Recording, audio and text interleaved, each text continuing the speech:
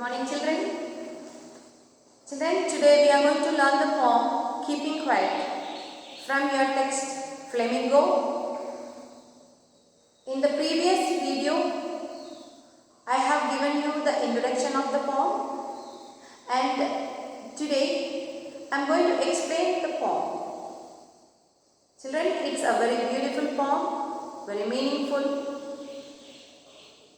almost a philosophical poem.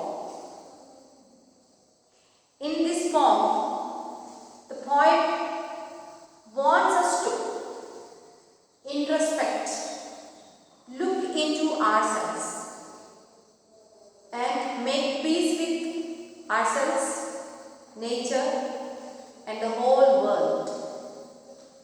Here on the blackboard, you can see the diagrammatic representation of this poem. You can see the globe and a man in the shape of a tree, which represents silence, stillness, peace and nature. Children, when we are one with nature, there is peace, and that's what the poet wants.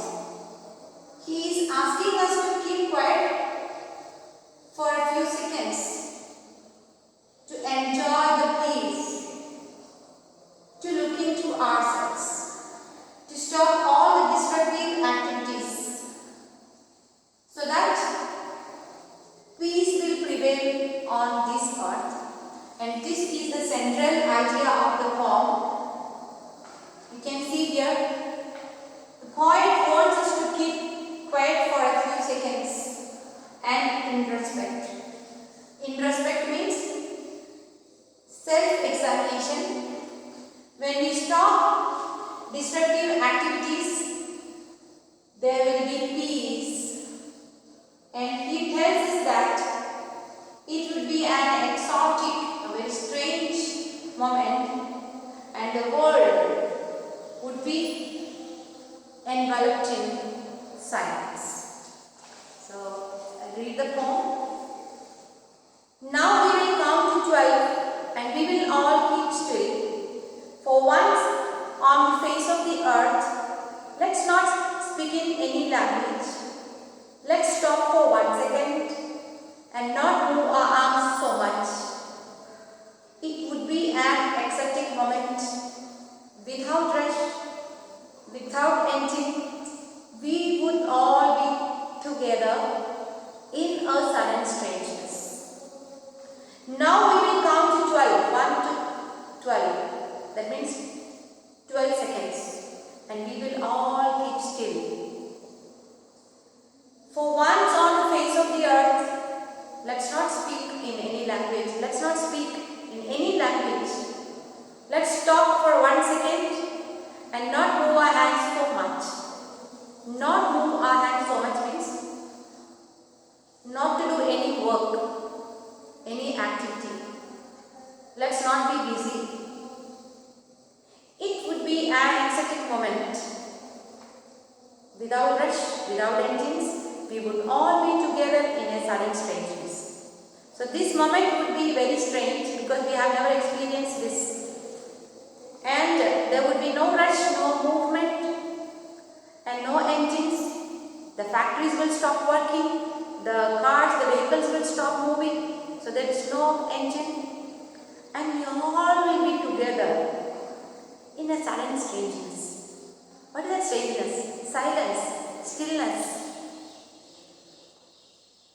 Fishermen in cold sea would not have waves, and the man gathering salt would look at his hurt hands. Yeah, the fishermen, those who catch fish in the seas, they will stop killing whales. Cold sea is a metaphor. Here cold sea represents the coldness. It's a transfer epithet also. It represents the coldness of man, the attitude of man, mercilessly killing animals, whales.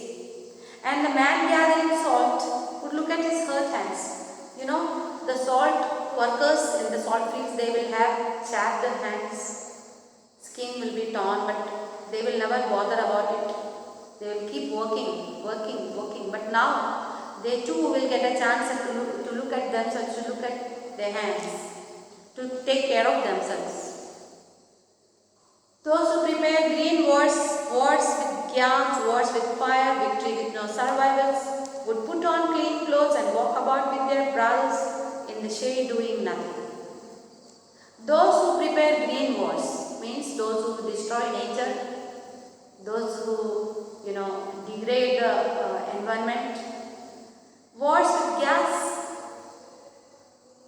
chemical war, biological war. Wars with fire, with firearms and bombs, nuclear bombs. So victory with no survivors. So after their victory, there are no survivors because all would be killed. In a war, both the sides suffer loss, the winner and the loser. And after the war, the triumphant, the side which has won, they would put on clean clothes and walk about with their brothers in the shade doing nothing. So after the war, one group, one side will win. They will wear white clothes. White represents peace and harmony and all that. So after doing all that bloodshed and killing and everything, now they are the advocates of peace. They will wear white clothes and they will move about with their brothers, like-minded people everywhere, doing nothing. What I want should not be confused with total inactivity. The poet says that, I don't mean total inactivity, but what's that? Life is what it's about. I want no truck with death. And I don't mean that everything should die, everybody should die. I don't mean inactivity or death, but he just wants us to stop for a while and think about all this. If we were not so single-minded about keeping our lives moving, for once could do nothing, perhaps a huge silence might interrupt their sadness of never understanding ourselves and of threatening ourselves with death. So once we are silent, the huge silence, then we will understand about what we are missing or what's going on. Let's introspect. Let's examine ourselves. Perhaps the earth can teach us as when everything seems dead and later proves to be alive.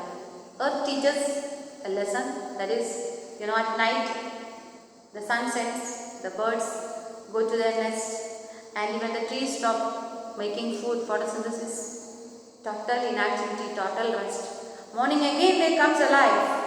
This is what even we have to do. We have to take a holiday from all this busy life and everything and spend some time for ourselves to make peace with ourselves and with others and with the whole world. Silence for a few seconds, for a short while. Now I will count up to 12 and you keep quiet and I will go. He says that. Now I am going to count till 12, means I have given you the message. Now you follow my message and I will go. He will go means he will die, he has already gone. But still his message is there for us. So we have to keep that in mind and go ahead. So children, the literary devices are explained here. You can see it here. Alliteration. We will, WW. His, her hands. Clean clothes, CC. Repetition. Without brush, without engines. Without is repeated. Transferred epithet. Cold sea is a transferred epithet. Means cold sea represents the cold attitude of human beings towards everything, towards nature, towards animals, towards each other, everything. Cold, very cold. Then metaphor, in the shade. In the shade means protection. Shade stands for protection here, so it's a metaphor. Personification, earth can teach. Earth is considered as a teacher, a human being who can teach us a lesson. So children, I hope you all understood this lesson. So read the poem again till you get it completely and then write the summary of the poem And that's all for today. Thank you children.